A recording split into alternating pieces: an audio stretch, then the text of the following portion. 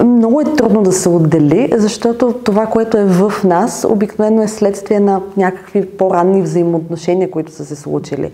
Но на мен ми се иска да фокусирам върху това, което е в нас в момента, защото така или иначе вече сме се формирали такива каквито сме и преживяването ни е това, което прави всъщност ситуацията, дали сме прегорели или сме пред прегаряне, или пък сме свръхизтощени, но това е нашето субективно преживяване. Като причините, мисля, че основно са две, така бих ги откроила. Едното е да се опитаме да избягаме, защото когато сме твърде заети, не мислим. Нали? Тогава мозъка спира да работи, действаме автоматично, това трябва да свърша и не мислим за важното. Не мислим това дали съм самотна, дали живота ми е скука, пълен с битовизми, с нерадости, с скучни неща, които не ми носят никакво удовлетворение. Дали не ми се прибира вкъщи, защото очаквам поредната порция къвги или поредната порция студенина, неговорене, сърдене. Или пък не искам да влизам отново в някакви конфликти, напрежения и ми е по-лесно да съм на работа. По-лесно ми е да съм заета. По-лесно ми е да се изтоща толкова много, че като си легна, просто да заспя от умора, а не тепърва всичко да започне да се върти в главата ми отново като един филм и едно напрежение, което не намира никакъв изход. И като бих го обобщила като начин за справяне с напрежението, което е вътре в нас. И другата основна причина може би е дисбаланса между даването и получаването. Като стремим се да даваме. Нали? Това е изтощението от прекомерното даване. Прекалено много правим, прекалено много се раздаваме, влагаме емоция, мисъл, енергия, време в задачите, които имаме да свършим. И не получаваме достатъчно. Като казвам не получаваме, нямам предвид само заплатата в края на месеца. Имам предвид признанието от хората, това да се чувствам важна, ценна. Ето, те ме търсят, значи има какво да дам. Нали? Ето, щом се обръщат към мен, значи съм полезна, значи съм ценна. Ето, мнението ми се чува, аз съм важна.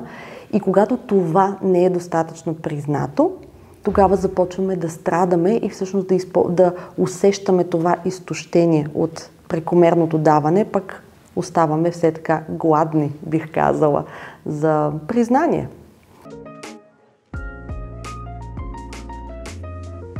Собствената добра оценка, да, собствената стабилност, знанието за себе си, какво е това, което искам да дам, не само което мога, но и което искам да дам на околните, колко стойностен човек смятам, че съм аз. Като тук искам да направя разграничение с самочувствието, защото самочувствието е аз съм велика, аз съм голяма, аз съм можеща, знаеща, компетентна, докато добрата самооценка е това как оценявам себе си, колко струва труда ми, колко искам да получа за труда, който съм положила, колко искам да дам на отсрещния човек, да му помогна, например, ако има нужда от помощ, но какво очаквам в замяна. И давам го безвъзмездно, защото така съм решила, или по-скоро отказвам, защото смятам, че няма да получа достатъчно. И много често чувам хората казват, трудно ми е да казвам не. Да, но той има своята причина. Нали, имаме основание да ни е трудно и това е защото трудно оценяваме себе си като стойностни хора, наистина. Не като самочувствие, а по-скоро като визия, как виждам себе си. Точно за да получим оценка, за да имаме място, защото ние сме социални същества, искаме да принадлежим, искаме да имаме кръг от хора, които ни приемат, да разбират ни. И това е толкова човешко, толкова нормално да се случва, но сме разбрали, че единственият начин, по който можем да получим това, да сме разбрани, ценни, някой да ни харесва, да ни приема, това е като даваме прекомерно, като се жертваме, като загърбваме себе си, защото най-вероятно опита ни от детството показва, че всъщност ако не го правим, следват санкции, следват наказания, следва отхвърляне на това. Ти нямаш право да се чувстваш така, ти нямаш право да правиш така. Не бъди егоист. И това всъщност е много силен остатък от миналото, който и в момента можем да продължим да пренасяме в настоящите си отношения. Първо, трябва да преодолеят собствените страхове. Нали, това е първата стъпка, да поемеш риск, да направиш нещо различно и да провериш, човека наистина ли ще си тръгне или няма да си тръгне. Нали? Или това е само в моите страхове. И ако няма достатъчна подкрепа, много хора се отказват.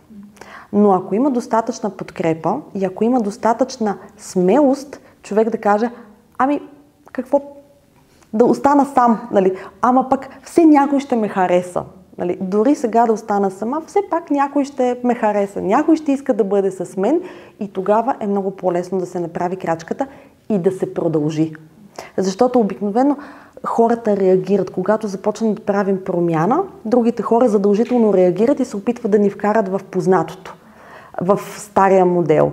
И нали, такива реплики от типа на какво ти става, бе? Я малко, нали, ти нещо ти е станало в момента, нещо си мръднала, Майя.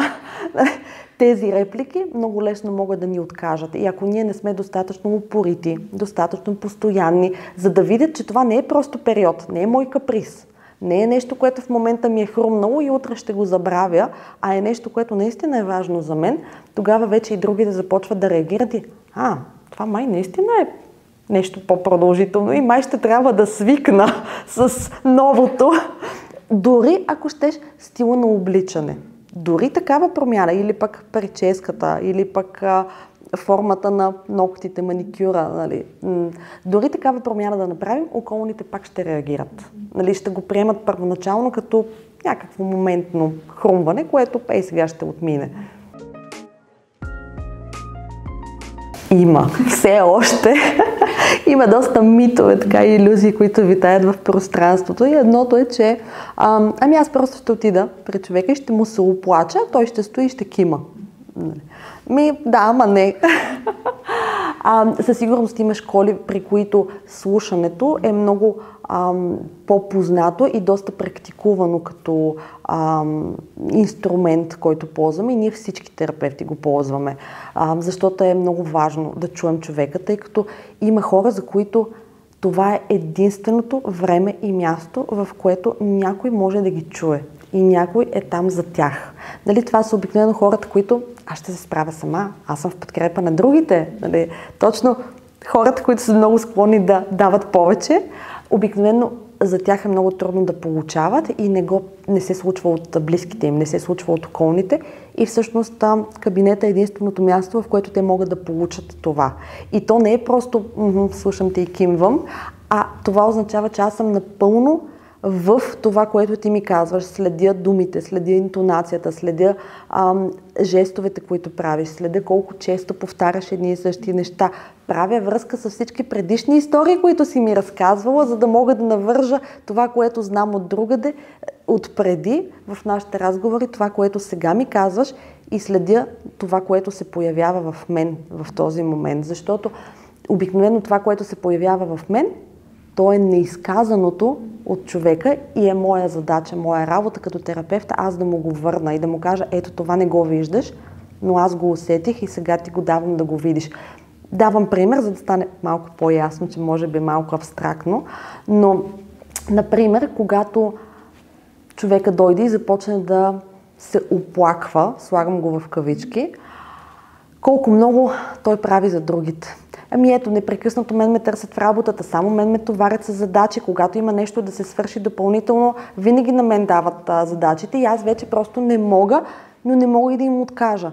И в този момент в мен аз много ясно чувам недоволството, чувам негодованието от тази несправедливост, което е абсолютно основателно.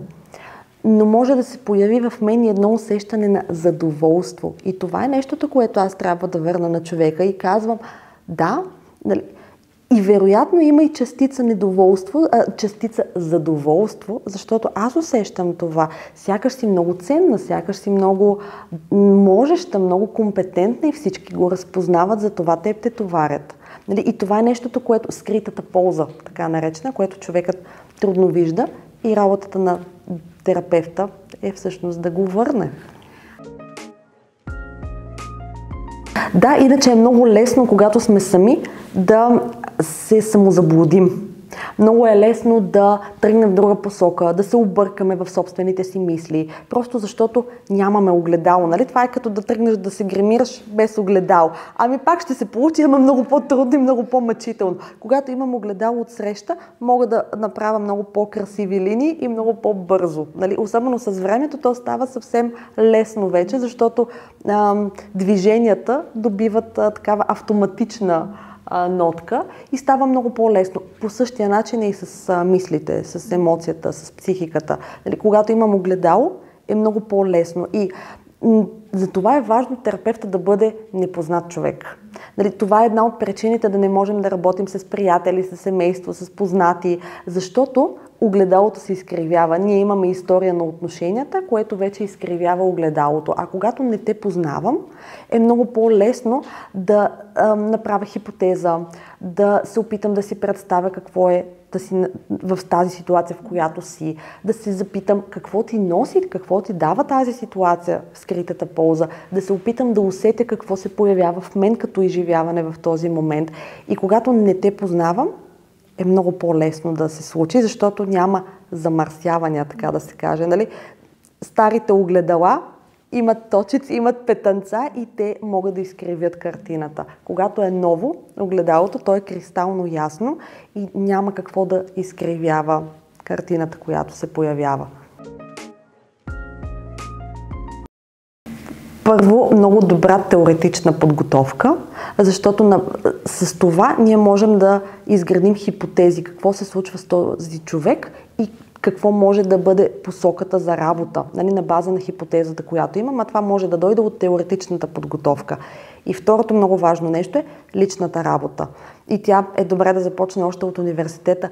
Дълги години, много години лична терапия и тя не свършва. Дори в момента тя не свършва. Говорим за супервизия, говорим за непрекъснато рефлексия, осмисляне на собствените преживявания след сесията, преди сесията. Това е много лична работа, която добрият терапевт би трябвал да върши, за да бъде добър.